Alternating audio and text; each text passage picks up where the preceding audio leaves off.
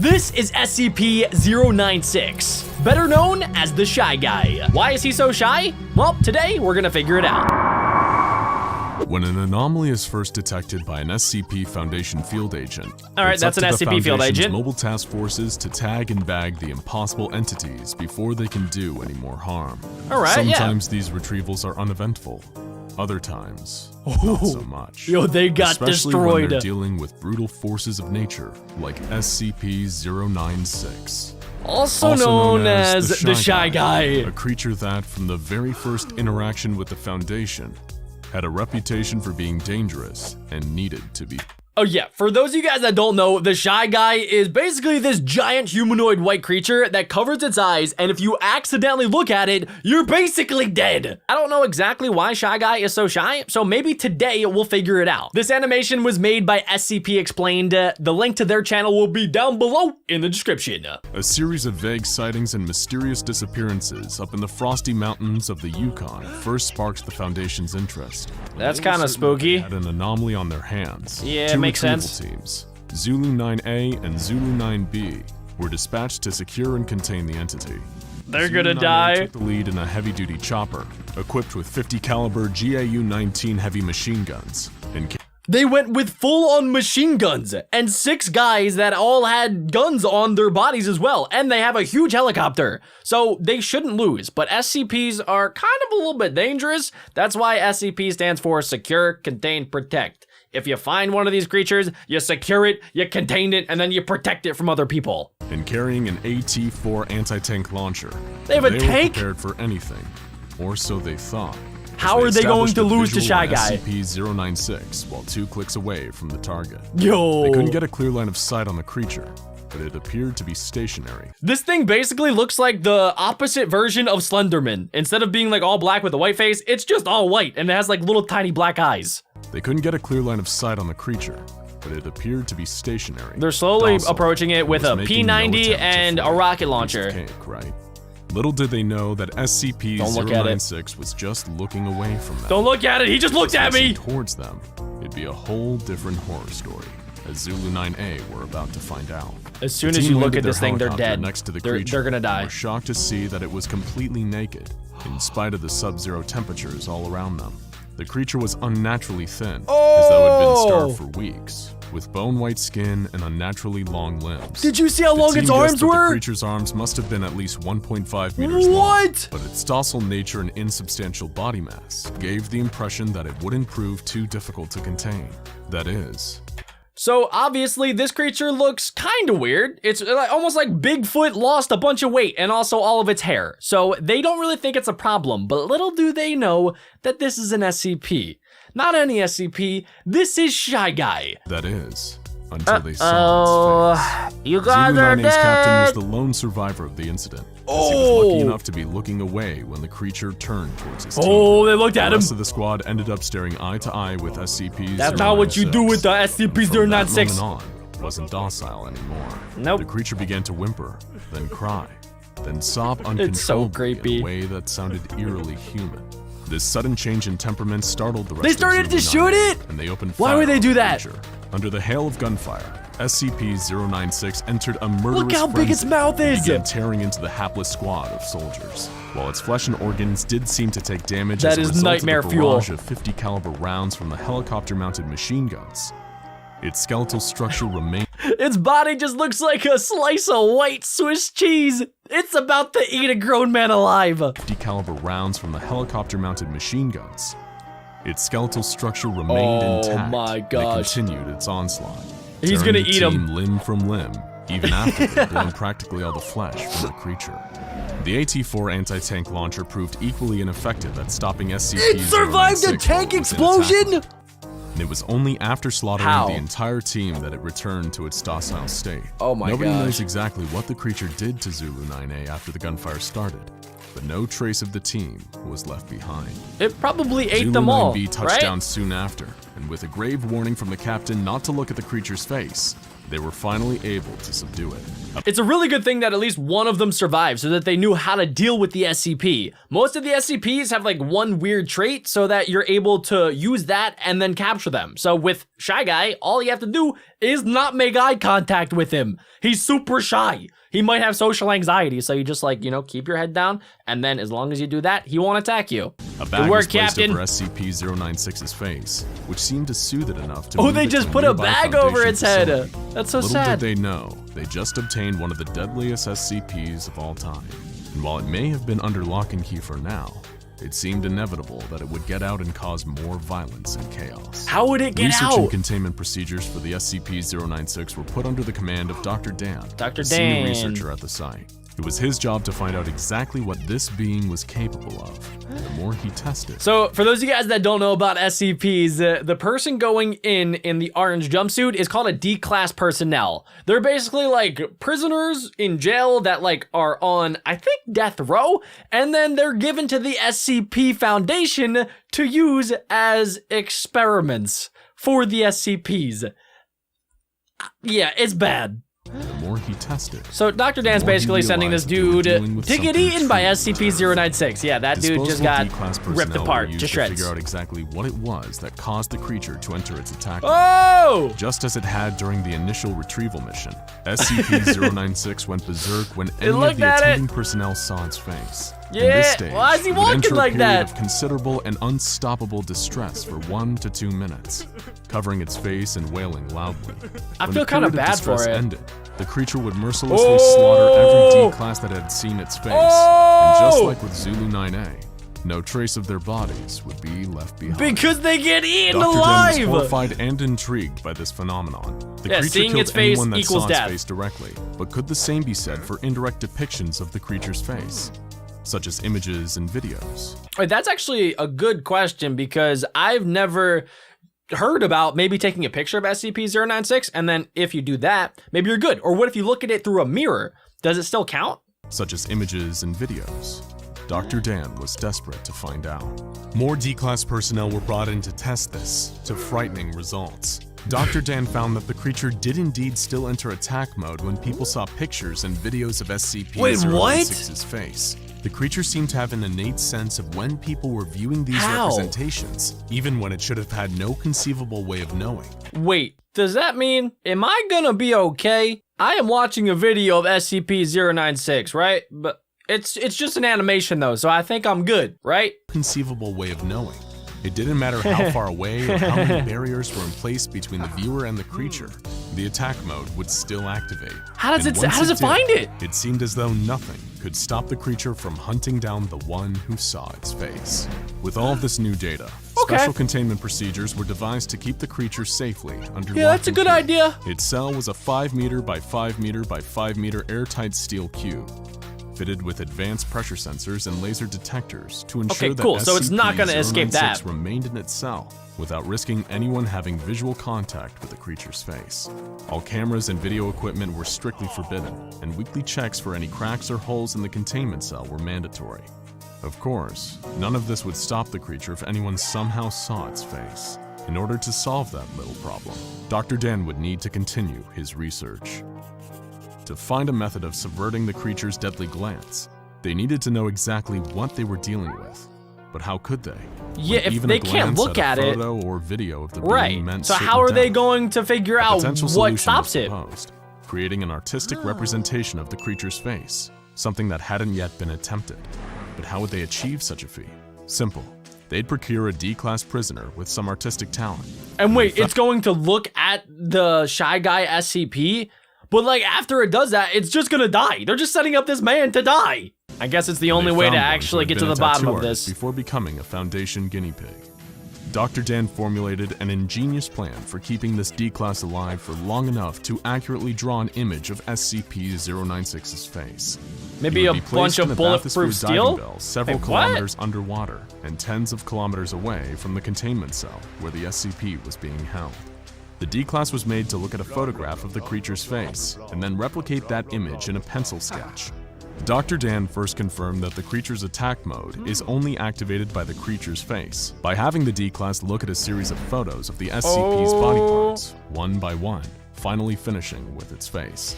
The D-class began drawing so it's going to be able to draw it all. How creepy the SCP's facial features were, despite not knowing the deadly context. Meanwhile, back in its containment cell, SCP-096 sensed someone viewing its face. How? And entered its inconsolable crying state, followed by its attack mode.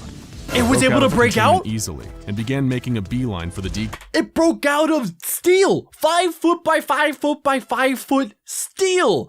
That's crazy. This thing is basically the Incredible Hulk, except it's white and skinny and has teeth that are going to grind up anything that it touches.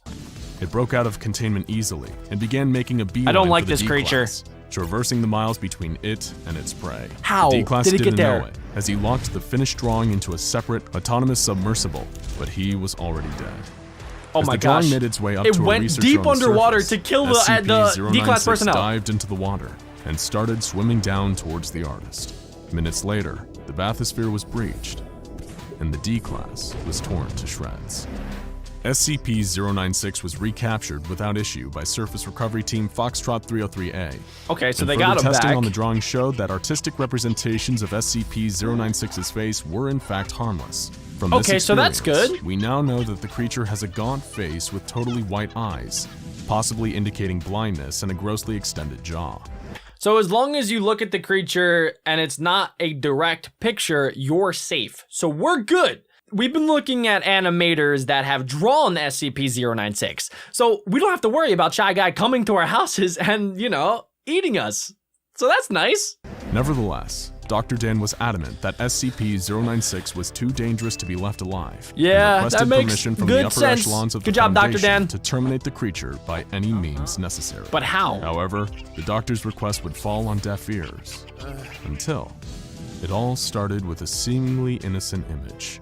While it's now been redacted for your safety, the black speck inside the yellow circle was once a minuscule image of SCP-096, What? taken unknowingly in the 1990s by a semi-professional mountaineer. One day they were looking at old photographs when his eyes passed over the tiny speck without even noticing that he had seen anything.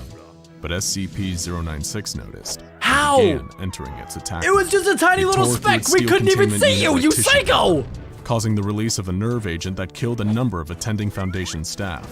The monster then fled the base and began pursuing its prey, with Mobile Task Force Tau-1 in hot pursuit. You gotta take this Dr. thing out. Alexei, who was helping to manage the site where the SCP Call the was army, contained, call the was Navy, in call the somebody. situation. Get some Dan aliens. was out of the country at the time, trying to no. discover more about the creature's origins. However, he did leave the Mobile Task Force with a new secret weapon against the rampaging Shy Guy.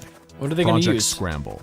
Scramble were state-of-the-art goggles featuring a new technology created by Dr. Dan, which, using artistic renditions of 096's facial features, could detect and scramble the features of SCP-096 into an unrecognizable form, preventing the normally deadly effect of gazing upon its face. In theory, this would allow MTF Tau-1 to engage safely with 096 once its prey had been eliminated and bring it back into containment. But disaster struck on two fronts. First, the prey in question was located in a population center, creating the potential for a huge loss of life. And the second bigger problem was that the scramble technology didn't work, as It stray didn't? pixels of the creature's face Oh, would no. reach the eyes of the task force before the internal microprocessor had time to scramble them. The mission turned into a death sentence, as SCP-096 slaughtered almost the entire It just task went on a force, rampage. as well as a number of civilians in town, including an infant and its entire family. Oh my It was gosh. a monumental disaster. Yeah, that made sounds even terrible. Worse by a final revelation. Dr. Dan and Dr. Alexei had themselves facilitated the entire containment breach and allowed the resulting massacre to happen. With Wait. Dr. Dan hoping it would be enough motivation for Foundation Command to Dr. Dan did it? He was behind this entire plan? Bro, you're a savage. Why would you do that? I mean, I understand that, he wanted to destroy the creature, but he just released it into the world. That's awful. You should have just, kept it in captivity. That's part of your plan as SCP Foundation. Secure, contain, protect, not to kill it. greenlight his research into destroying the creature. Anything that would give him the opportunity to kill this thing would be worth the bloodshed. His plan worked, and the SCP Foundation saw it his way. Okay, so now they're gonna try to kill SCP-096. 096. However, success comes at a cost for Dr. Dan. Once he figures out a way to finally kill the creature, though done in his line of duty, he himself will be terminated by the Foundation for his crimes against humanity. Okay. But considering I like how that. much damage SCP-096 is capable of causing if They're it all ever just got to looking a at major him. population center, Oh, or no. even worse, was ever caught on camera and broadcast to a worldwide audience, The doctor himself would likely deem his own death a justifiable cause. To this day, the Foundation is researching ways to kill the creature, and they're still looking for their silver bullet. Yeah, I don't know if there is going to be a way. They hadn't known about the seemingly innocent picture that sparked the last containment breach, the one taken decades ago, in which the Shy Guy had only occupied 4 tiny pixels. 4 tiny pixels that resulted in multiple innocent lives lost. So be careful where you look, because who knows how many other photos of the creature are lurking out there. Okay. Photos with an innocent dot That's in the scary. background. Your eyes glance over it, not even noticing the little blip, until you hear a distant wailing that seems to be getting closer and closer and closer. Okay, you don't have to make it that spooky, my man. Already too late. Moments later, a huge explosion rocks the quarry. When the dust clears, the 3 quarry workers look on at the pile of rocks that they'll now spend the next days and weeks hauling out. But then, they spot something strange. There in the newly exposed rock face is an opening. The 3 men stand at the mouth of the previously if you hidden will. cave.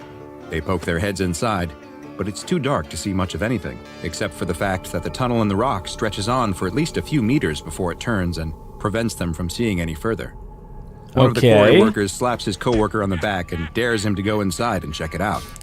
"No way," he tells him as he pulls his hand back from feeling inside the cave wall, his palm now coated in a sickly slime. "It's gross in there." What? The other 2 laugh at him. If they think they're so brave, why don't the 2 of them go check it out? The 2 men stop laughing and look at each other. Who could have ever foreseen the tables turning on them like this? Okay, that's hysterical. Anyway, guys, I like to make predictions in these SCP videos, and my prediction based off of the thumbnail and what we just saw is, first off, I think that this SCP can easily infect anybody, and once you're infected, it seems like you could spread whatever this SCP is. It seems like it might be like a chest burster, kind of like from the Alien franchise, where once you're infected, it'll live inside of you and then like burst out of your chest, which is not good. And it also seems like this SCP might take over caves or like maybe houses or other enclosed areas. And then, I don't know, but based off the way that the walls were really slimy, it seems like the entire cave might be the SCP. But let's go ahead and watch the rest to find out. They're not going to back down. One of the 2 takes out a flashlight, and they step into the cave while the 3rd waits outside. He watches as the 2 of them head deeper into the cave, disappearing behind the bend.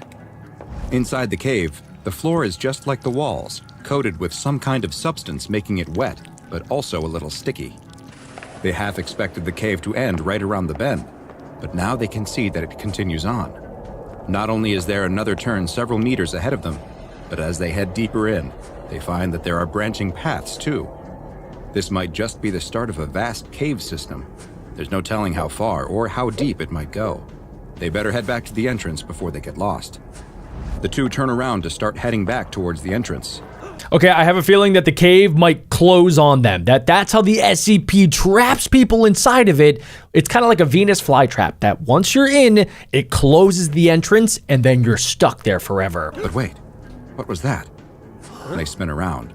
It sounded like there was a noise behind them. But there's nothing there, just the empty passageway. They must be hearing things. They really should get out of here quickly, though. Come on, let's go. As they turn to leave, though, something happens. With a sickening squishing sound, I called it! The tunnel constricts, closing up Oh between my them. god. He runs towards the now closed passage and starts slapping at the moist, soft walls. Ew, dude. There's no response. But then he does hear something. Was that a scream? He's realized something else, too. Even though his friend had the flashlight, he can still see. Okay, While that's faint, weird. The walls themselves seem to be producing a small amount of light. How? He yells out that he's going to get help and that his friend should hold tight and not move. He'll get him out of there. He has no idea if he can hear him, though. He starts to slowly make his way back the way he thinks they came, but the cave feels different. He's taking turns that he doesn't remember making on their short trip.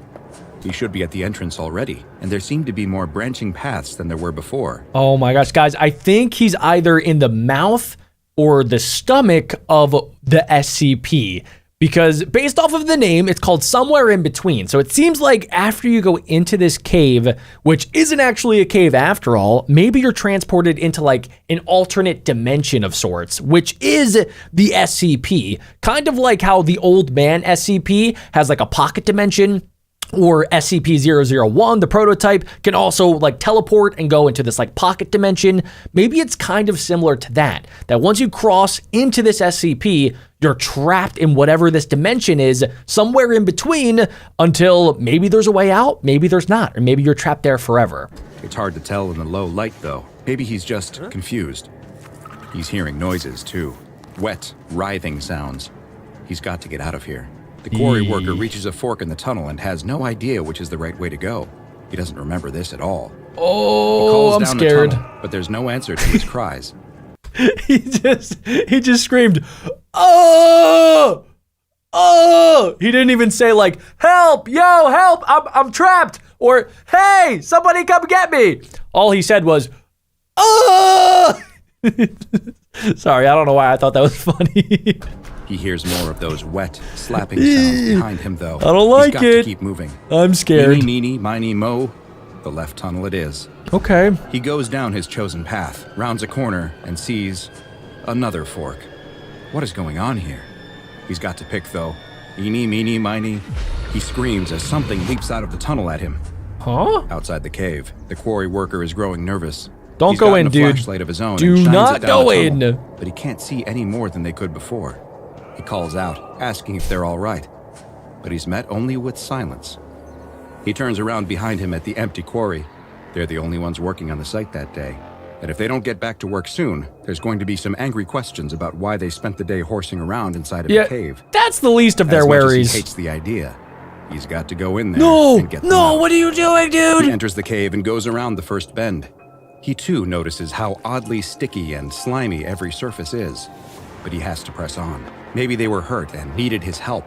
Guys, I understand why he's doing this. However, that seems like a very weird cave to investigate, right? There's like slime on the walls and it feels like, I don't know, something's off, right? It's like a nest or a stomach or a mouth. There's no cave that really should look like that. So first off, I am very surprised that they went in at the start. Secondly, that dude, before even going into the cave, you need to call for help, because if he gets trapped, then nobody is going to know where to come look for them. So he should have called somebody or like gone and grabbed more people so that they could have actually helped. But since he went in by himself, I don't think this is going to end well. He rounds another bend and spots something. A pair of legs sticking out from around the next turn. His friend must really have been hurt. But what if it's not his friend? He runs towards his injured coworker and kneels down next to him. Oh, it might be. It looks like it he's is. passed out on the ground, and he tries to shake him awake. Are you okay? What happened? His friend moans a bit, but doesn't even open his eyes. He moans again, and this time blood starts pouring out of his mouth. Oh no, he's infected. The quarry worker steps back, scared at the sight of his friend's state. That's when he notices something. His friend's stomach. God. It's moving. He leans in close. He can see bumps swelling and moving around his abdomen. Is that? We all know what's going to happen now. Okay. Oh, the SCP God. Foundation soon learned of the troubling reports and moved quickly to purchase the quarry and the surrounding lands. Okay, good. Those who had seen or heard rumors about the missing workers were amnesticized, and all further access to the area around the quarry was strictly controlled. So basically, everybody that was working there, they said, hey, you're fired, go work somewhere else. Also, they did like the Men in Black memory wipe so that nobody knows that the quarry is even there, which is for the best because you don't want anybody coming back to try to, get trapped in the cave again. The cave itself that had been unearthed was designated SCP-2385, but the Foundation needed to learn just what they were dealing with. So after a research outpost was constructed over the entrance, the investigation into what was happening inside this strange anomalous cavern system could finally begin. That's gross. The first to enter the cave is D-11424, a Class D personnel, who is equipped with a shoulder-mounted camera, a Ruger LC-9 pistol, a machete, and 1 week's worth of rations, since it was unknown just how vast this cave system may be.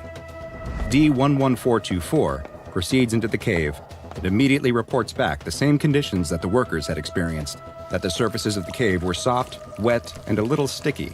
So I guess the guy that found his friend must have escaped, right? Because if he didn't, they wouldn't even know about this since they were the only 3 people there. So he probably escaped. Whatever happened to the other guy, I guess we probably don't know. And also that they seem to have an almost imperceptible glow. D11424 moves deeper into the cave, but sees no sign of the missing workers, despite one of their bodies having been reported as being lost relatively close to the entrance.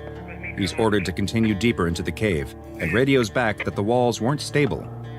He would pass by openings in the walls that would seal off once he was past. On more than one occasion, he saw new passages open up as well. Guys, that sound is These just didn't appear to be caused makes by me collapses sick. or other geological activity. The walls seemed like they were alive. But the walls were the only sign of life he could find.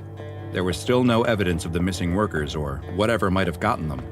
But then, after D11424 rounds a corner, he sees that something is up ahead of him. It's not one of the workers. Oh, it's a creature, worm? and one that looks like nothing he has ever seen before. The What? thing crawling on the floor of the cave looks like a giant worm, Nope, several nope, feet in nope, length, nope, but nope, with a nope. grotesque, Ah! skinless human head. Oh, dude, that thing is D11424, grimy. frightened at the sight of this Oh grotesque my creature, goodness. turns What to the? run. Run. But it's too Yeah, late. yeah. The Oh. worm has spotted him. and Ew, dude, charges it's at him missing immediately, a tooth. slithering across the wet cave floor at an incredible Oh, speed. wow. D11424 slips and falls to the ground. His shoulder-mounted camera knocked off his body and left facing a wall, leaving the researchers Wow. monitoring the feed with nothing except the sound of his screams. So he was definitely Once contact infected. was lost with the Class D personnel, the Foundation decided that due to the presence of hostile creatures within the cave system, that the next exploratory expedition Guys, I don't know if you heard that, but he said creatures, as in there might be multiple of these creatures inside of the cave. would be undertaken without humans. The mission was authorized, and 2 months later, Oh, that's smart. a remote-controlled drone designated A47 was sent into the cave. They should have added a K so that it could have been an AK-47 so that it could have gone in there and shot everything. Just like D11424 and the quarry workers before saw, its camera captures passageways opening and closing in the living rock walls. As it why does progresses it do deeper, that? It eventually spots the same worm-like Oh. creatures with horrible human faces. There's that so look like many they've of had their them. skin removed, which have now been designated by the Foundation as SCP-2385-1 entities. And A47 soon discovers a surprising fact about these bizarre organisms. They appear that they are being birthed right from the walls of the cave itself. Okay, so the walls of the cave, we knew that they were slimy, but like, it seems like that's where they're being born from. So it's like the walls are pregnant and they're giving birth to ugly earthworm babies. As A47 enters one of those largest rooms yet seen in the cave, its camera captures over a dozen 2385-1s Okay, nope, growing out of nope, the walls nope, and ceiling that in various is, stages that of is maturity. gross. Nope, Some nope. of them snap at A47 as it passes Okay, by, that's trying weird. to attack the drone, but luckily they're unable to reach. There's larger examples of the worms in the room too, and these ones also differ in appearance slightly, with a fibrous growth over their eyes. What? The researchers assume that these entities are different enough from the smaller versions that they warrant their own classification, and are designated as Interesting. SCP-2385-2 entities. Luckily for A47, these larger specimens, which can be as large as 4 meters in length, seem What? much more docile than their smaller That is counterparts massive. and ignore A47 as it passes by. A47 then learns another shocking piece of information about these disturbing worm-like creatures. They're cannibalistic. What? Its camera relays footage back to the research team of a 2385-1 entity feeding on another, smaller So like while they're in the cave, they're basically just playing Slither.io. That's what's happening. one. It appears that they eat their prey whole after unhinging their grotesque jaws. The one feeding tries to lash out at A47 with its tail, but can't reach him with half of another instance in its mouth, and the drone continues deeper into the cave. Just when A47 enters the next chamber, a 2385-1 instance growing out of the ceiling drops down right in front of it, Hello. leaving no way for the drone to get around it in the narrow section of cave. Excuse me, sir. A47 quickly turns around to seek out another path, but its camera captures the passage closing in front of it. It's cornered. A47 is trapped. The 2385-1 and Guys, why do I feel emotionally attached to A47? Like, it kind of reminds me of Wall-E, and I don't want it to die right now. he charges towards the remote-controlled drone and attacks, leave him biting and alone! slapping it with its powerful Oh my tail. gosh, no. It then attempts to consume just it, a robot. but is It's unable just to a ingest robot. the bulky drone and instead leaves the heavily damaged robot for dead, slithering Oh. away deeper into the cave. The The battered drone lies immobile on the cave floor for several hours. Sorry, its camera A-47. broadcasting until the last of its battery is finally about to run out. Just before it stops sending signals back to the research outpost, though, it captures something. What? The wall next to A-47 opens up, and two of the larger SCP-2385-2 entities emerge from the new passageway. Huh. One of them approaches A-47, as the other probes at the wall next to it with its head. Okay. It seems as though the larger of the entities are actually able to form new pathways in the cave, or So either they're like using mind control to open up the walls, or they're like biting away at the walls, kind of like an earthworm does. It's just making new tunnels. at least open up doorways between existing ones. With the last of its battery power, A-47 sends back a truly remarkable sight. Out of the hole opened by the 2385-2 entity appears D-11424. What? He's dirty, disheveled, He lived! sporting a He actually, what? He made it out. Are you kidding me, bro? The D-class personnel actually lived? month's worth of beard growth and brandishing a machete. The wall opens up from the -2 entity prodding at it, and the odd group exits through it.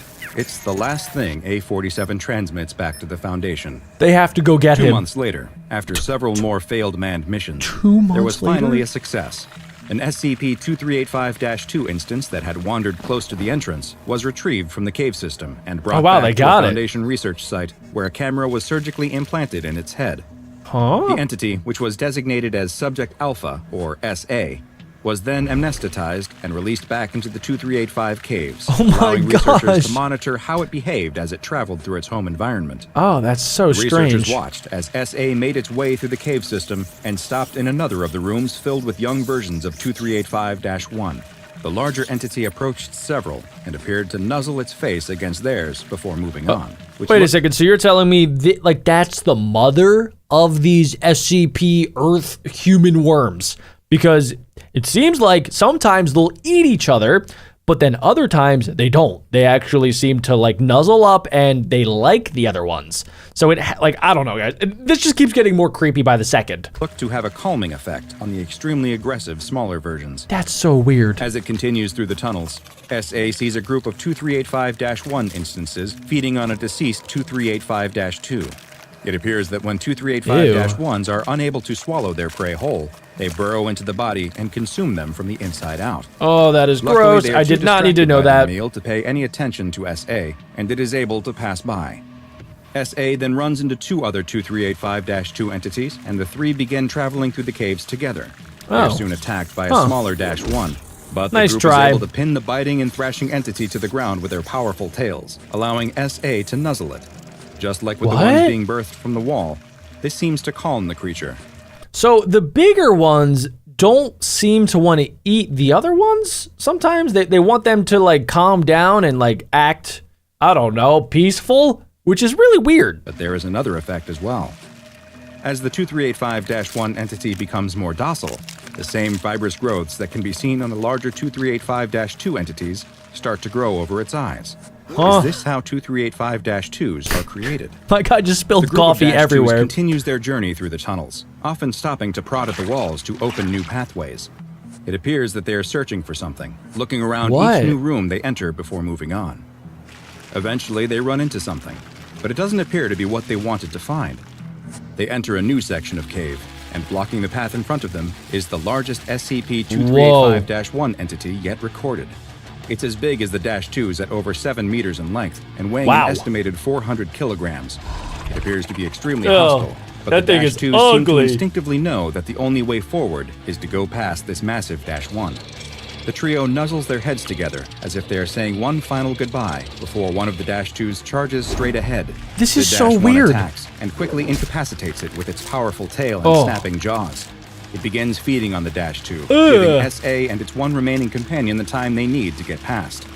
This is such a strange SCP. At the start, I was like, okay, these SCPs, they're just bad. They're just bad creatures. And then I thought that they were really bad when they tried to kill the robot, but they also left the D-class personnel alive. And now it seems like these 2 SCPs are kind of like good. We don't know what they're doing exactly, but they're not eating any of their like other SCPs.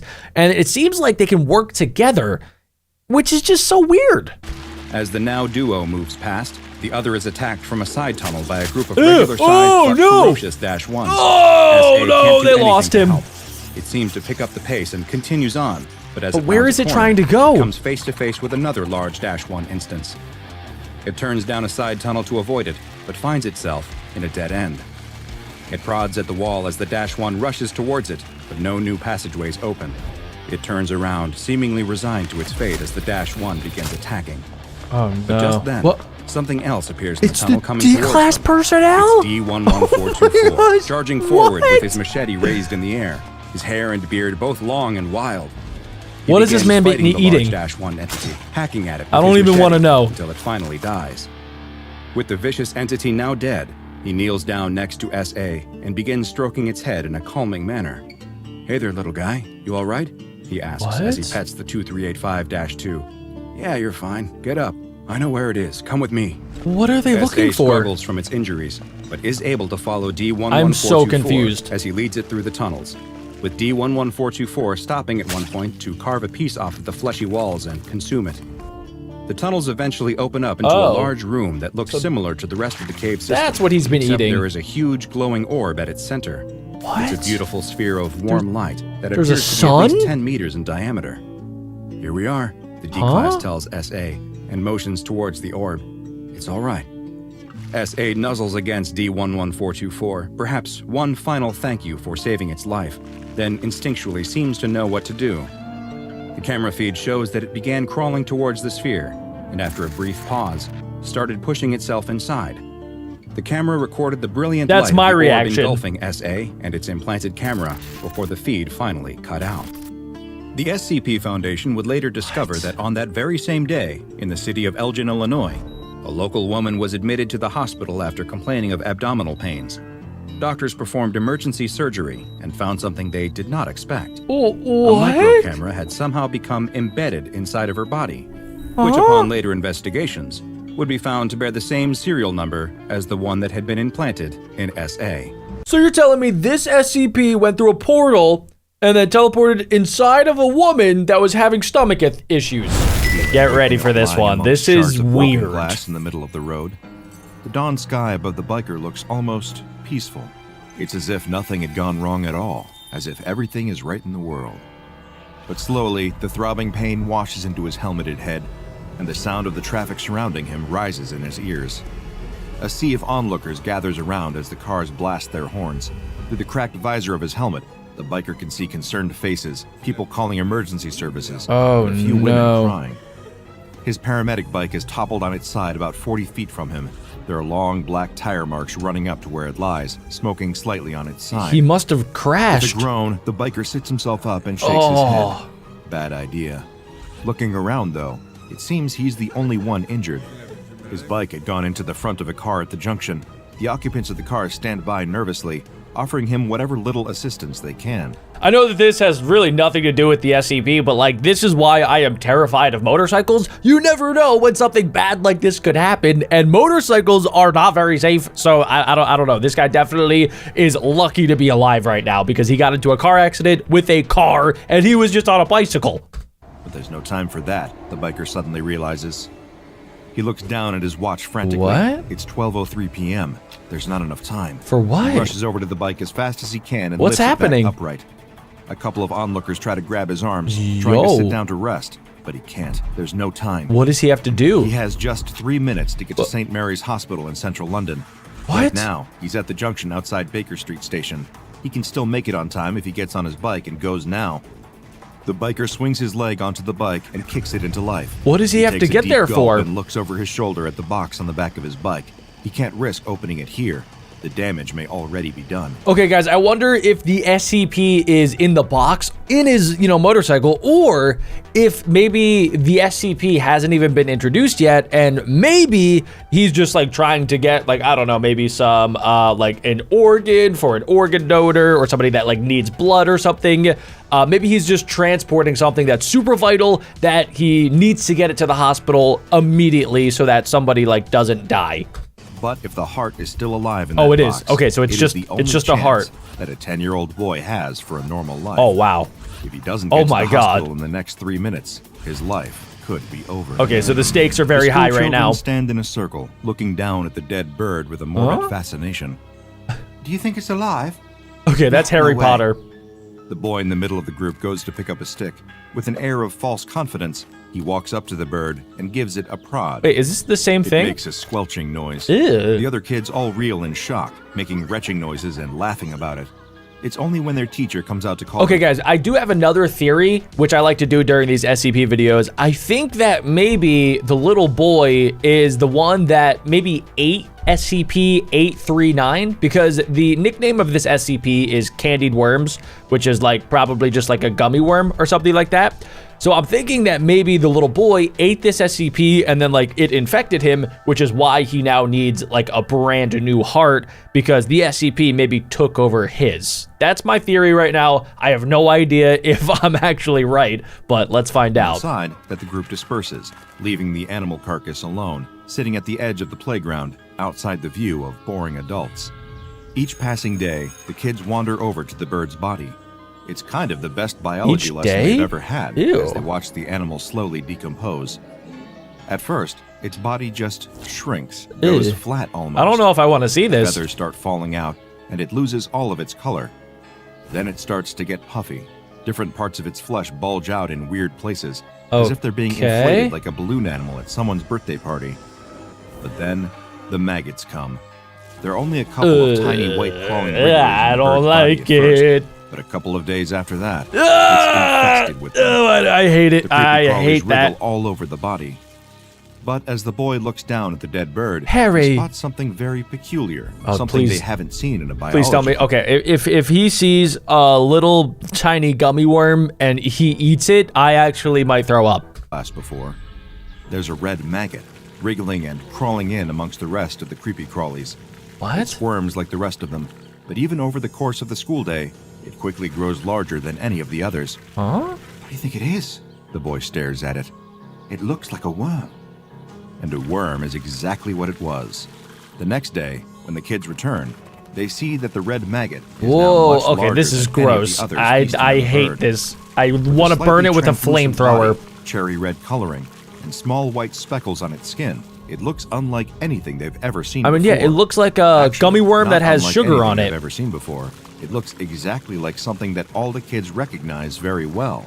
In fact, one of the kids has a bag of them right now that he's chewing on. I don't like it. A candied worm. The Good kids stare stuff. in curiosity, first at the bag of candy that their friend has in his hand, and then down at the worm, slowly eating its way through the decomposing bird. As far as their eyes can tell, the two things are exactly the Okay, same. I'm getting really Except, of creeped course, out right that now. The one eating the bird seems to be alive. I don't think I'm ever gonna eat any gummy worms ever in my entire life ever again. Kids being kids, the next thing that happened was sort of inevitable. Do not eat it. One dares the boy Don't. to eat it. You don't. He almost retches in disgust. Yeah, don't do There's that. No way Don't he's do even that. touching it. Nope, don't do that. Then, No, another no, one no, of the no, children no, no. throws Wipe down the that poison smile off your chalice face. and dares him. Don't. Oh, gosh. The boy stands He there double nervously dog dared him. and knows that he's not allowed to eat worms. Well, that had been yeah. a lesson ingrained in him from a very young age. Are you what? This kid has eaten worms before? What? But his mother isn't here right now, and this thing doesn't look like any kind of worm that he's seen No, before. no, It almost just looks a bit N O. No, it doesn't. In No. exchange for eating the worm, Don't you another dare do one of it. the children promises he'll give him 5 English pounds. That's not enough money. Kids around the circle gasp. That's a lot of money. No, it's None not. Of them have even No, it's got not. 2 pounds on them, let Don't alone do it. 5. Don't do it. Think of all the sweets you could buy with that kind of money. Oh gosh. But the boy is adamant. Pumps his chest out. I don't he like stands this. up tall. I and he don't like nods it. firmly. 5 pounds. Don't do or it. He wouldn't do it. Don't do it. Don't do it. After some intense schoolyard debate, the deal is sealed. As the boy lies in bed that night, So, ladies and gentlemen, I think that I was kind of right. He ate the SCP. Like, that has to be the SCP. And since he ate the SCP, something bad is going to happen. And I think I know a little bit more information about this SCP based on, so you guys know how like gummy worms have different colors, and I think every single color represents a different version of this SCP. So he ate a red candied worm, which I think might be why it's going to take over his heart. And I think that the different colors might take over different parts of your body. That's what I'm thinking, but I don't know for sure. Staring at the ceiling and grumbling, he knows that he is not happy about what his friends have done to him today. He's gonna get them back for this. Only he's getting a bit of a tummy ache. Getting is the wrong word. He's had a tummy ache for most of the evening. What he's experiencing now is heartburn. It feels as if something is crawling in his chest. The boy just ignores it. It's probably just his worries about the worm inside of him. He chewed it up pretty well. There's no way that it's still alive in him, surely. His uneasy sleep is punctuated by rotten dreams. Dreams in which he finds himself lying on the floor and his playground lying on the ground at school, unable to move as people gather around him to poke him with a stick. He feels his skin covered with maggots. They even crawl. Okay, guys, this is creeping me out. Secondly, I think that I'm more scared of this type of SCP versus like Shy Guy or the statue or the prototype or the hard to destroy reptile. Like those SCPs are big, scary monsters that I know I should be scared of. This is just an SCP that is a gummy worm. It is, let me repeat, a gummy worm, which I kind of sometimes like to eat if I'm at the movies, but now I'm gonna have to think twice about it, which is just such a weird feeling. And also too, it creeps me out that it's just a bunch of worms. I don't like it. Across the surface of his eyes. I feel like I need to take a shower. Chest, there's a searing pain. The boy wakes with a start as he feels his heart pounding, thudding against his ribs. It's agonizing. Adrenaline courses through him as he sweats off his face. Crying out for his mom, the boy lies there in bed. Oh no, poor dude. Attacking his system. When you decide to become a surgeon, you have to accept that you're not going to get very much sleep most nights. In fact, it's more than that. You have to not only accept that you won't get much sleep most nights, but you also have to be at your absolute best when you've had no sleep and it's the middle of the night. With over 40 years under his belt, the surgeon doesn't need coffee anymore, even when the junior doctor offers it to him as he strides toward the operating theater. Instead, he asks them to fill him in on the situation. Who's his patient? What's going on? What needs to be done? The doctor accompanying him reads the notes in a calm but hurried voice. They haven't got much time on this one at all. At any moment, the boy's heart could give out. The surgeon asks what's wrong with the organ, and the doctor looks at his notes in apparent confusion. Apparently, over the course of the night, the boy has suffered a 72% reduction in the mass of his heart. What? The surgeon stops just on the other side of the door. How? He doesn't want to have this conversation in front of his whole team. He whispers to the doctor in a terse voice, "What kind of infection does this boy have that his heart has undergone that rapid of a deterioration?" That's insane. "It's not an infection at all, sir. Well, sir, it's a worm." The doctor holds out a sheet to him. The surgeon takes it from him. He looks down at the x-ray to see a scan of the boy's chest cavity. It doesn't look so bad. There's a hole in the heart for sure, but the surgeon has encountered worse in his career. "This was taken when the boy was first admitted." The doctor hands the surgeon a second x-ray. Okay. "And this was taken just 1 hour later." What? It is barely recognizable as a human heart. There seems to be a mass growing in the cavity that was left by the heart. And there, infecting all of the boy's organs, the was the SCP. shape of a worm. The biker weaves his way through the traffic down on Marylebone Road, eyes darting frantically in all directions. He may have a concussion, and he may not be allowed to drive at all right now. In fact, he knows he definitely isn't. But he is under strict instructions. This heart needs to get to St. Mary's Hospital before it's too late. The bike careens around the corner and skids to a halt outside the emergency doors. An ambulance team in front of him is trying to help an old lady out of the back of their vehicle. Get out of the way, old lady! He grabs the organ box from the back of the bike and races into the building. Go. You got this, bro. It takes all of his remaining can do this. concentration to navigate through the maze of hospital corridors on his way to the operating theater. On a better day, he'd be able to do this with no problem. But with his head injury, he can see the lights starting to blur all around him. Pretty intense. Ward 6, Ward 7, Ward 7A, Ward 7B. Oh, He no. runs as fast as his heavy Does he know boots where to will allow go? him, feeling that energy draining from his system. He can't look at his watch. He can't check the time. He just has to find this boy. Operating theater. There, right up ahead of him. Just a couple of 100 feet. Come on, you got this. There's a doctor waiting outside Come the door on. who looks up at the sound of his footsteps. The biker rips his helmet off and holds out the box Go. with the heart. Yes. Panting Yes. heavily. Hopefully it's okay. Moment of truth. Is he too late? The doctor looks shell-shocked, not at the biker's arrival, What? but clearly at something else she's just seen. What is The it? man starts to explain, but runs out of words, and instead beckons the biker to follow him into the observation room. What's There, going on? The two of them stand looking through the glass at the little boy lying on the operating What's table wrong with the him? surgeon standing over him. Oh, There's something in the air. The biker sniffs, confused. Can anyone else smell sugar? Next time you open a pack of candy, okay, alright, so what?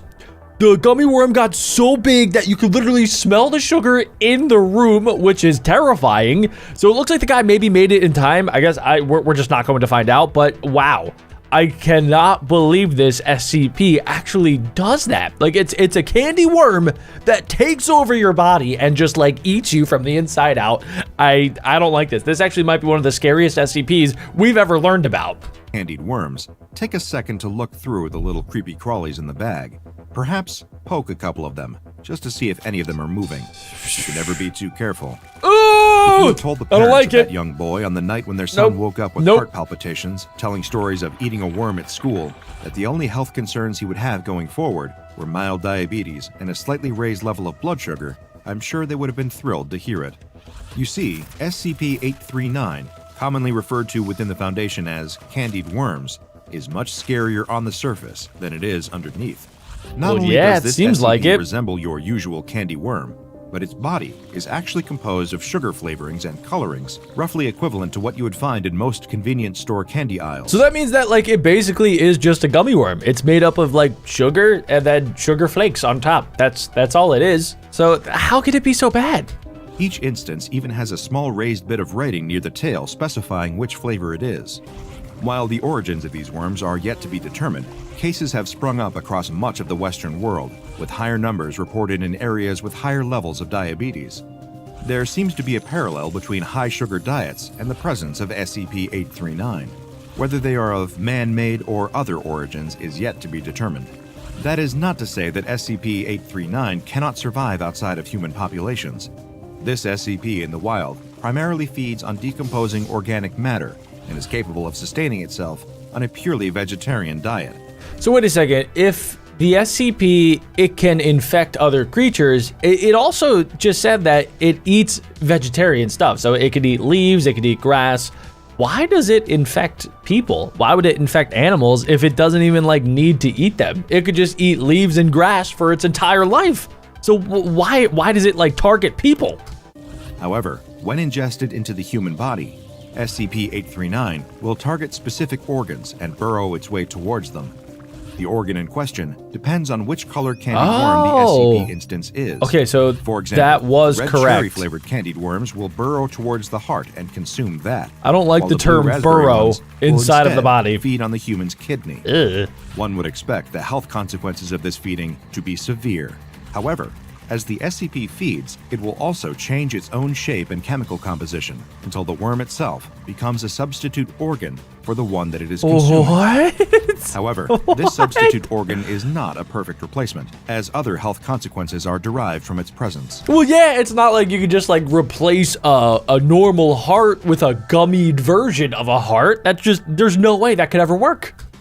For example, the green apple flavored SCP-839-3 targets the eye and Oh. replaces it with a jelly green version of the human eye. While this eye is mostly capable of sight, subjects have reported mild hallucinations and blurriness of vision, as well as a greenish tint to how they see the world. That's so weird. Fortunately for the Foundation, SCP-839 reproduces sexually, meaning that individual instances require a partner in order to have offspring. This And has that's how they made make new containment of this colors. SCP much more feasible. Though they are a relatively low-priority entity in the broader scope of the Foundation, there are no known cases as of yet of any SCP-839 infections leading to death or Oh, well, serious that's good. chronic illness. Therefore, any instances that are captured by the Foundation are sent to storage site 839-1, where they are kept in a glass housing and regularly fed a diet of plant matter each day. Here, their reproductive activity can be closely monitored and controlled based on what research is needed. Huh. Those infected with SCP-839 instances can continue to live long and healthy lives, with only minor health complications arising. Therefore, the Foundation is comfortable allowing a reasonable number of cases to go unexamined in the world. So wait a second. What they're saying here is that the boy actually didn't need the heart transplant because the gummy turned into his heart and it works pretty much the exact same as a normal heart would. So he's gonna be fine. So, like I said, for next time you open up a bag of candied worms, maybe just give them a quick poke. You could be saving yourself a trip to the hospital and a lifetime dependence on insulin. Check this A out. group of children on their bikes stare intently at the large, abandoned house.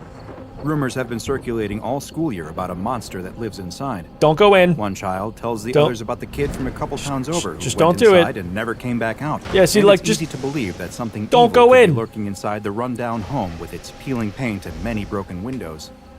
The children begin teasing each other, daring one another to go in and see the monster for themselves. No one seems especially eager to volunteer, though, as they all egg each other on. As the group of children joke about who should be forced to go inside, another comes riding up behind them, struggling to catch his breath. Okay, this is basically just Stranger Things. That is a character straight out of Stranger Things. You left me behind again, he complains. Clearly, this is not the first time that this smallest child of the group has been made to try and keep up with his bigger and faster friends. The I don't bigger like where kids this all is turn to going, look at him. guys. They don't need to discuss it any further. The answer to who must go inside Of has already been course. decided. It's always the The smaller smallest child one. tries to protest, but ultimately, what decision does he have but to go inside? He can't let everyone else think that he's a chicken. He's got to prove once and for all that he's just as tough as any of them. He's a Without big another chicken. word, he lets his bike fall into the dirt and makes his way towards the big, creepy house. Guys, if you ever find yourself in this situation, just like don't go inside. Just convince everybody to come inside with you. So at the very least, if something bad happens, everybody will at least be like able to protect you, or at least like you guys are in it together. Don't ever go into an abandoned, scary house by yourself. That is like rule number 4 of life. The door pushes open without any resistance, and the boy looks into the dark house. The boy steps inside, and the floorboards creak loudly. as they This speak. is not gonna go The well. inside looks much like the outside, old, worn, and abandoned. But then, he hears something. There was a scratching few noise coming from above SCP him. videos that started out Turns to just leave, like but this. He can see all of his friends through the doorway, and they motion for him to keep going. The boy steals his nerves and turns Stop. back. Just He's going to show them leave. just how brave he is. Find better The boy friends. starts up the stairs, each one groaning as he steps onto it. He reaches the top of the stairs to find a landing with more rooms, each full of dirt and debris. There's spray paint on many of the walls and lots of trash. It looks like teens may use this as a place to hang out. I'm getting But there at creeped the other out. side of the landing is one more room. Oh, and gosh. The door is shut. From outside, the group of children can see through the upper windows as the boy makes his way through the house. They're not laughing and teasing any longer. In fact, they're impressed by how bravely he is exploring the old home. Okay, guys. Also, too, I do want to mention that if you do find yourself in this circumstance, whatever you do, like maybe go in with a flashlight, maybe go in with, I don't know, like a stick, just in case anything bad happens. Also, too, in situations like this, you might run into, I don't know, like somebody that's staying in the house, like a homeless person or something like that. So just be extra careful. And firstly, don't do this. Secondly, if you do it with a very big baseball bat so that you can defend yourself, especially from SCPs. Though none of them would admit it out loud, he's earning their respect. The boy reaches the shut door at the end of the hall and presses his ear to it. Okay, you can Doesn't leave hear now. anything inside. I think you already proved yourself to not be a chicken. And slowly opens it. Oh, guys. The boy No, screams and no, falls what is it? backwards What? as Oh, the it's just a that was cat. hiding inside panics and jumps Okay. through one of the open windows. Okay, that's fine. The boy can't help It's but laugh. just a Of course, it was cat. just a... The boy screams Oh, again as the my floor gives way goodness. beneath him, and he crashes down onto the first floor in a pile of debris. Is he He's okay? stunned by the fall before starting Oh to my scream God. again as that floor gives way too. Is that part of the His SCP? yelling is silenced by the air being knocked out of him as Oh. he hits the basement floor.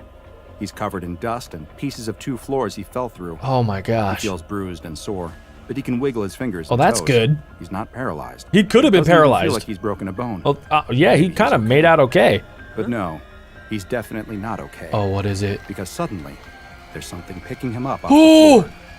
As his eyes adjust Oh to the my dark God. basement, he sees what it is that's holding him.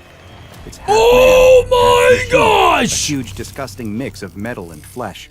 The boy is too scared to scream anymore as the creature's unmoving, dead-looking eyes stare. Okay, guys, I like to make predictions in these SCP videos, and right off the bat, it doesn't seem like this SCP is all that dangerous. As soon as this boy fell down, like the SCP could have attacked, it could have ran away, it could have done all sorts of bad things, but it seems like it honestly like helped him get up. It's not attacking right now. I mean, it's definitely very scary to look at, and I don't know, it seems like this SCP is probably maybe a safe class or a Euclid class, because it's not like it's hunting the boy. Some SCPs that we've seen, like Shy Guy or the Prototype, they would actively be attacking this boy right now, but it seems like this SCP is kind of just like holding up the boy, maybe trying to help him get up because he just fell through the ceiling, but I have a bad feeling this is going to turn very bad very quickly. Straight into his. Its face looks as though the skin has been stretched across a human metallic skull. Yeah, I would probably pee my pants. Only watch as the monster raises its sharp metallic fingers and brushes the dirt out of the boy's hair. Oh, it is nice. The boy starts to whimper. Are you But serious? whatever this thing is, it doesn't seem to want to hurt him. A tinny, robotic voice coming from a small device on the creature's face suddenly breaks the silence.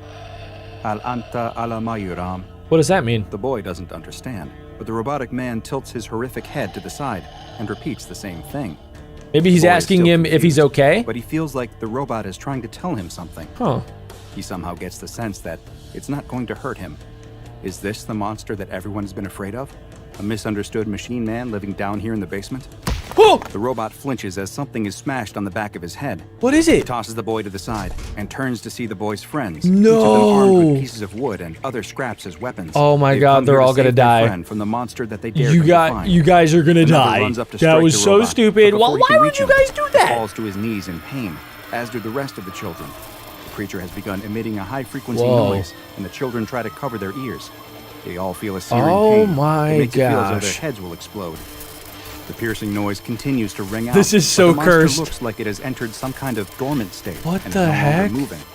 The small boy is able to slowly get back to his knees, hands still clasped to the side of his head. Oh and stand no. up. He runs past the monster and his friends Dude, who are that's writhing so on the floor in pain, sad. up the stairs and out of the old house. A woman They literally, it was a good SCP and they just threw a rock at it and provoked it. And obviously the SCP is going to defend itself, especially if it's as powerful as SCP-203, because supposedly this thing has some crazy powers that we're going to learn a little bit about. But yeah, if I had to guess, this is probably going to be a Euclid class SCP because it still seems dangerous. It should probably definitely be contained. But at the same time, it's not a Keter class. Like, it's not actively hurting people. It's only hurting people if it's provoked, which probably means it's going to be a Euclid class SCP. But let's find out. stands at a kitchen counter, chopping vegetables for their dinner that evening, and talking to her oldest daughter about her plans for that weekend, when the back door suddenly bursts open. Oh, he's back Standing home. there is her son. I a really small hope boy. he's okay. He's barely able to whisper the words, "Monster. There's a monster in the basement," before he collapses, blood pouring from his ears and nose, before he begins convulsing on the floor. At the local police station, an officer is speaking on the phone. Oh, that "I stinks. see. Yes, that is quite strange. A metal man? You don't say. I'll send someone out there right away. Don't go anywhere." The police officer hangs up the phone and looks around, making sure no one is nearby or listening to him, and then takes out his cell phone. He dials a number from memory, and someone answers on the other end almost immediately. "Yes, this is Field Agent Patch," the police officer says. "You need to get a containment team out here right away, and a good one too. I don't know what it is, but it's dangerous." Okay, good. So this guy An called the SCP Mobile Foundation. task force that specializes in containing dangerous humanoid threats soon arrived at the house and took the anomaly into captivity. Oh. Misinformation teams concocted a cover story about a gas leak leading to the unfortunate deaths of several of the town's children and administering amnestics to any potential witnesses. So I guess they were able to contain this SCP pretty easily, because it seems like if you don't attack the SCP, it's kind of like, I don't know, neutral. Like, it didn't really try to attack the SCP Foundation because they didn't throw rocks at it or they didn't do anything bad to the SCP. So as long as you kind of like leave it alone, it will do the same thing for you. So that's nice that, you know, nobody got hurt when they were trying to contain the SCP. Once the messy business of containment was over, though, it was time to figure out just what this strange creature was.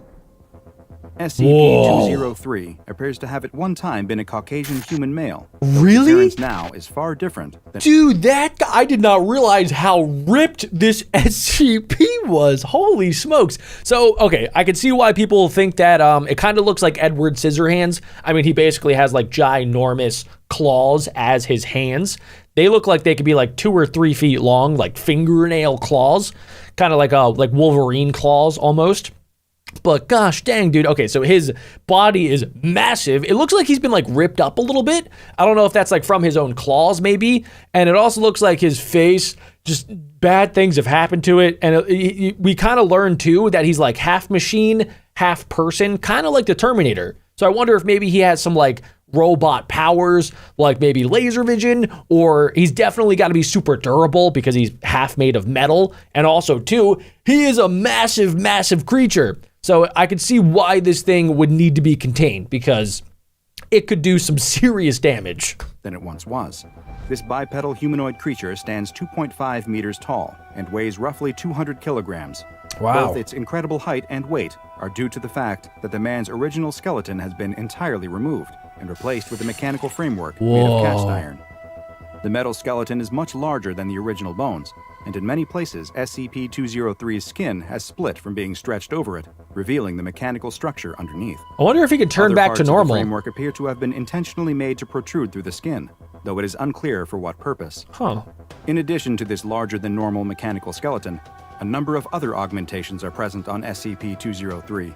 Its fingers have been extended into sharpened, hook-like barbs. that are Yeah, you don't approximately 1 say. meter long. What? Its lips have been removed entirely, making it clear that there is no movable jawbone, and that the skull is likely one large hollow piece of metal, Yeah. and there are several more hook-like protrusions jutting out around the mouth area. Yeah, that's kind of smaller, weird. but similar in appearance to the fingers. I wonder if it has to eat any food. SCP-203's legs have been modified as well, with 2 added joints that give them an appearance more akin to a dog's, and its toes have been removed and replaced with a solid piece of metal, similar to those found in steel-toed boots. I wonder if they'll get into the origin of SCP-203. Like, did somebody do an experiment on this man, or did he, I don't know, like, cut himself on some iron that was infected, and then he turned into this, like, Terminator-like creature? I wonder, yeah, if, like, somebody made him, or if it kind of just happened naturally. Its chest has no sternum or breastplate, which causes the skin stretched across to pull inward as its diaphragm contracts. Its ears have also been removed, though it still seems to possess hearing that is far beyond that of an average human. And while its eyes still remain, they are held in a permanently forward-facing position by several needles that emerge from the eye sockets. The irises also appear permanently dilated and do not react to light. In place of a mouth is a small speaker covered by a metal grate that is capable of producing basic vocalizations, though with a distinctly robotic sound to them. Tests have shown that SCP-203 has a basic understanding of English, but its own primary language seems to be a type of Arabic. But there are no records of the exact dialect. Interesting. SCP-203 does not need to eat or drink, and without any visible mouth, it is likely incapable of either. Instead, it runs off of a power cell located within its body. Oh, that dude, will it's provide Iron energy for Man. up to 72 hours. Are you serious? After those 3 days, SCP-203 will shut down and enter a hibernation state So, for 3 to 4 hours. how does it get more during energy? which its power source will recharge, providing Oh. it with another 72 hours of energy. Oh, wow. All attempts to examine SCP-203 by either X-ray, CT, ultrasound, and other forms of diagnostic imagery have failed, and attempts at exploratory surgery have triggered its defense mechanisms. Interesting. Okay, it makes sense that the scans would fail because a lot of the scans use magnets to see the insides of like an actual body. So it's made of metal, so that would definitely like mess up the machines. I could both see that being the painful case. and deadly. When it perceives that it is being threatened in some way, SCP-203 is capable of emitting a high-frequency droning sound that has a profoundly damaging effect on the human nervous system. Wow. The effects of this defense mechanism were able to be observed directly when a D-Class personnel accidentally struck SCP-203 and its droning sound was Oh, wow. activated. Immediately after being exposed to It the was sound, automatic. D-104 It just started attacking. experienced a severe headache. After 15 minutes, the headache grew worse, and D-104 It's like when began you to run bleed into from a the car ears. and the car alarm After starts a half going hour, off. The D-Class, who had now gone to the infirmary, began to experience Oh, seizures wow. and was bleeding from all of his orifices. Huh. 10 minutes later, the D-Class was dead. So it just like melts Another your brain. test was performed, and the results were nearly identical, with symptoms progressing at roughly the same rate. However, this time, rather than move the D-Class to the infirmary, it was kept in the cell with Oh, SCP-203. Whoa. After 40 minutes, the D-Class was dead. and a few minutes later, 203 finally ceased its droning sound.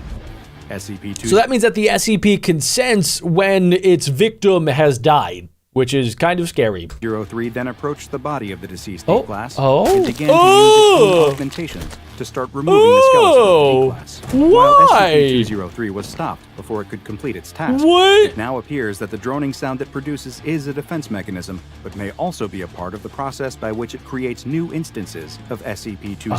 Oh, interesting. In interviews with SCP-203, it claims to have no memories of its life prior to its augmentation. Huh. It says that it now exists in a near constant state of pain and confusion, and that the times when its battery is expended and it enters a rest state are its only escape from the pain of its existence.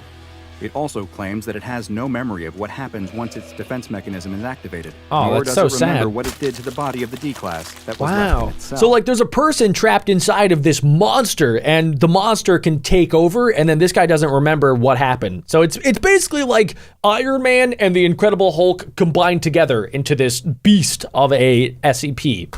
However, it is unknown just how truthful SCP-203 is being. There has been no way to verify anything that SCP-203 tells researchers, and for the time being, its statements are to be regarded by Foundation staff as an attempt to elicit Don't sympathy believe or his otherwise lies. manipulate them emotionally. It's made several requests for pain-killing medication and anesthetics. Well, that would be but nice. So far, all of these requests have been denied. Huh. They should at least try it. SCP-203 has been classified as Euclid, and it is kept Oh, in I knew it. I specialized called it. storage bunker at a research site. 2 D-Class personnel equipped with sound filtering equipment guard it at all times, and it is accompanied by an armed escort to any testing or research sessions.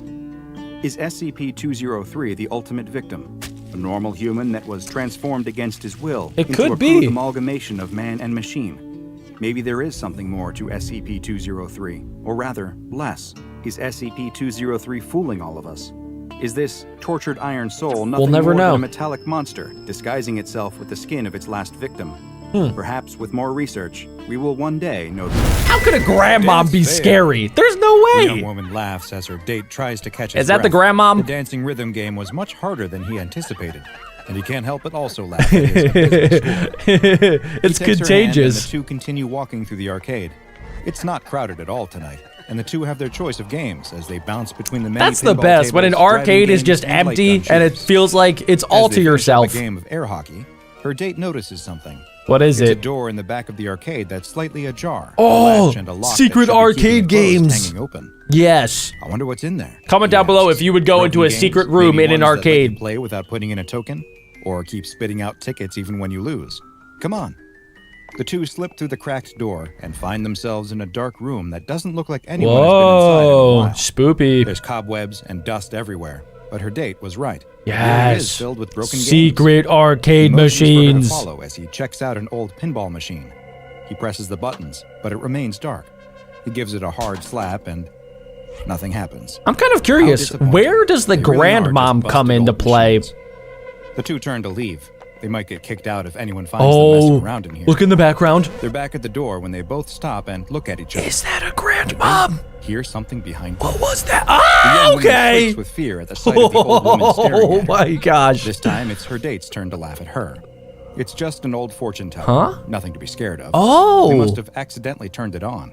Okay, guys, so this SCP is not a literal grandmom. It is kind of like a fortune teller, it looks like. It reminds me a lot of, what's his name? Like Zoltar or like the Akinator, where you can go up, put in, like $2 these days, and then it'll give you a random fortune that literally, I don't know, it has like nothing to do with you. But I have a weird feeling that this grandmom is going to actually be able to tell them their future.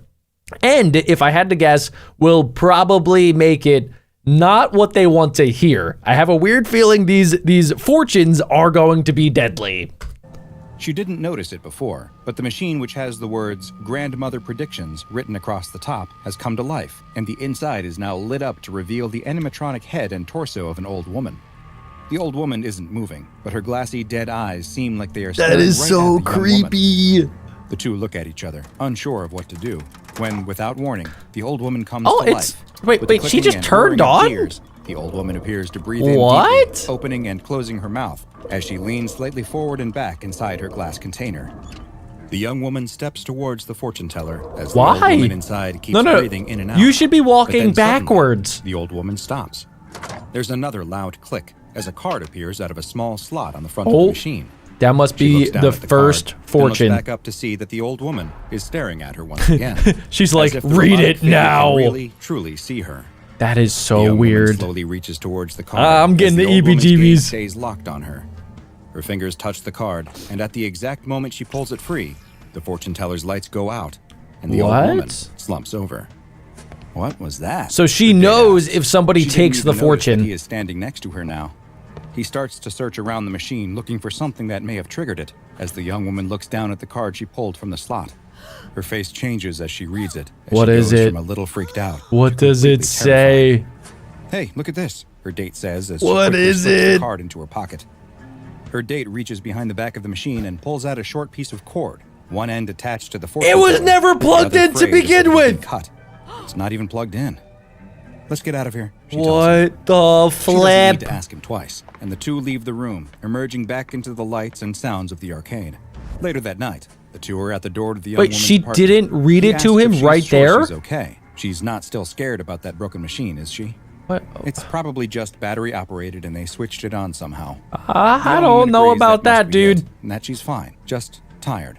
She gives him a kiss on the cheek and bids him goodnight before going into her apartment and closing the door. Guys, I wonder if on the card it said something not about her, but about her date that night, which is why she's not telling him. Like maybe it said, oh, don't tell your date or else he will get eaten by a shark in a tornado or something weird like that. I don't know. But there's definitely some reason why she's not telling him. Inside, the young woman leans against the door. What does it say? Takes something out of her pocket and stares at it. It's the fortune that was dispensed from Tell the me machine. what it says, It dude. I reads, need to know. You look like you've made some mistakes. Some things are unforgivable, aren't they? Oh, it's a lot worse than I Wait, thought. She thinks to herself. It's just a coincidence. So The young woman walks This further girl into her did apartment something and really picks up a bad. framed photo. It's a picture of her several years younger, with another girl who looks just like her. oh sister. no. She thinks back to Oh that no, night, the night that dude. she'll never forget, no matter how hard she tries. The night she lost her, and lost part of herself too. That's so sad. She sets the picture back down on the table before looking at the fortune she's still holding in her other hand. She crumples the paper in her fist and drops it in the trash before heading to bed. I would be so creeped out because like that's one of those things where if you read that, you wouldn't be like that creeped out. You would be like, ooh, that's kind of weird. But I guess like it could apply to a lot of different situations. But specifically for her, she kind of thinks that the SCP, the grandmother knows, fortune teller knows about this thing where she got into a car crash and her sister passed away. And it was kind of her fault. And the grandmother, since we know that she's an SCP, I'm guessing grandmother knows is an SCP that can like read people's minds. It basically can know everything about you, and then it will give you fortunes based on what it wants you to know or like what it wants you to think that it knows. And then I bet you she'll probably go back at some point and every single fortune is going to get a little bit more specific, a little bit creepier until something really bad happens. And I need to find out what it is. It's late at night, and the young woman is tossing and turning with bad dreams when she suddenly pops up awake. Did she hear a sound? She looks around her dim room. Oh, please tell me but it's not the nothing looks Grammy. amiss. Nah. A This noise. better not be the Is it grandmom. Coming from Dude. the closet? Oh, maybe it's her She gets sister? up out of bed and walks towards the closet, one slow step after another. She reaches towards the closet door, but the moment her fingers touch the knob, the door bursts. Oh! She screams and falls backwards as multiple arms What? reach out of the darkness in the closet What? towards her. What She is this? screams and kicks at the What arms is as they this? grab at her, trying to What? pull her inside. She fights with all her might. It's as just she a tries nightmare, to crawl right? Away from the arms. There's no She way this is manages to real. escape their grasp and stands up. No She way. runs out of the room and towards the front door as the arms follow, reaching out of the closet. Oh, growing longer and longer. The what sickening is sounds happening? Twisting and snapping as they form new joints to bend around corners. Her hands reach out for the knob and Go. she grabs it. Just Get- as the arms grab onto her. It got her. She's jerked backwards and falls to the floor. It as the got her. arms She's drag down gone. the hallway. She tries to resist, her fingernails digging into the floorboards as the arms pull her back into the bedroom. Hello? Okay, I You did awake? not see The that woman knocks happening loudly on the at front door. all. Come on, we have reservations. You have to get up. The Is woman that her knocks mom? Again, but still no response. No. She checks her watch and with a sigh, takes out a set of keys. Did her She mom finds the one she's lose looking for both and of her unlocks the daughters door. now? Everyone is waiting for us, and I'm gonna tell That them would we're be late so because of-" sad. The woman gasps as she opens the door. She can't believe what she's seeing. The apartment is a mess. It looks like a bomb went off. She looks around, but there's no sign of her daughter. Then she notices the bloody claw marks leading down the hallway towards the bedroom. No. She runs down the hall, stops in the doorway to the bedroom, and screams. Oh! If you've Whoa! ever been to an arcade, a What? midway, or a boardwalk, then you may have encountered a fortune-telling machine. I mean, I have. Comment down below if you guys have. Fun as you receive a random card that purports to tell you your future or I will reveal a never secret be truth using about one yourself. ever again. There's nothing to it, obviously. It's just a random card you're getting after all. But the SCP Foundation has a fortune-telling machine in its possession that's both very real and very dangerous. SCP-517, as it is known to the Foundation, is a 2-meter-tall glass and wooden fortune-telling machine that contains Okay. a mechanical animatronic facsimile of an elderly woman wearing Yeah, a it white seems blouse and a blue Pretty shawl. normal. You would find this at like On top of the any machine is a panel carnival. with the words "Grandmother Predictions" written on it. Once per hour, the machine will power on if an individual enters what could be considered the elderly woman's field of vision. She will turn to directly face the person, seeming to stare right at them, before dispensing a fortune card from a slot on the front of the machine, after which it will appear to shut down and cease to function. It is unknown just how the machine becomes active, seeing as the only cord coming out of the back of the machine appears to have been severed. I mean, apparently for this The guy, he said fortunes batteries, dispensed so when maybe. the machine comes to life are less a prediction and more of a veiled threat. And examples of ones received have included, "Your mother raised you better than that. I'm sorry, but fair is fair." Some people don't know how to be kind. You'll know soon enough, won't you? And people who do terrible things deserve terrible things. You've brought this upon yourself, my dear. Okay, so a lot of these are basically kind of hinting at the fact that the person did something really bad and something unforgivable, so that like they deserve to be punished by the grandmom inside of this fortune-telling machine. So I wonder what would happen if like a really good person, or like what if like a kid even goes up to this and then gets a fortune. I feel like, I don't know, there's probably going to be like a flip side of this where if it's a good person going up to the fortune teller or somebody that hasn't done anything that bad in their life, maybe they'll get rewarded. Maybe, I don't know, like chocolate chip cookies will come out or something that, a grandmom would give you. Maybe like a gift card for Amazon, something good to reward you for being a good person. Following an activation of SCP-517, starting at 1:43 a.m. local time, the same events will always occur. The individual that was targeted by the machine will find themselves attacked by a number of entities which have been designated as SCP-517-01. Okay, so there are always a bunch These of entities hands. are long, multi-jointed arms that emanate from a location nearby the individual. The exact number that appears Imagine will those vary, coming out of a but there toilet. usually seems to be between 10 and 36. 36! The arms will appear from a single location Bruh. that's often a low, cramped, and dark space like a closet, basement, or under a bed.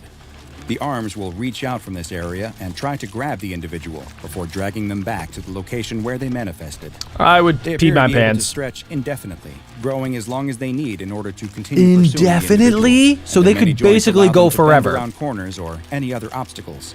Should the individual manage to fight the arms off or escape, What if I had like new a arms will sword? What if I materialize just nearby bang, the bang, victims to bang? aid in the capture. Oh, he just said new Once the arms would have spawn. subdued the targeted person and gotten them back to the area where they appeared, they will begin savagely assaulting them, beating and clawing at them until nothing remains of the What? victim but a bloody pile of flesh and That bones. is To date, horrible. The Foundation is not aware of any targeted individuals surviving you an attack serious? by SCP-517-01 entities.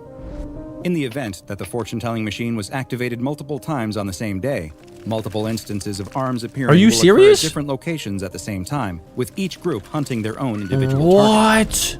Efforts have been made to figure out exactly where the arms manifest from. This would make for And a during really good testing, horror cameras movie. were set up around the targeted individual in order to try and locate a place of origin. Unfortunately, the arms somehow seemed aware that they were being watched, and the arms always emanated from around a corner or other place that was out of the field of view of the cameras. Interesting. Tests on SCP-517 did reveal one piece of evidence, though, as fragments of DNA were recovered from the areas where SCP-517-01 instances appeared. Oh. DNA that turned out to be human in origin.